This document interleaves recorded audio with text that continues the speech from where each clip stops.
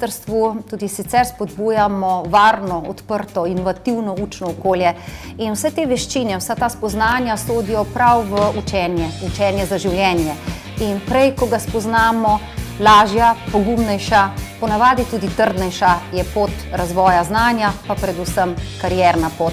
Zato, dragi mladi, če le imate priložnost, pa predvsem voljo in radovednost, vstopite tudi v Euroskills.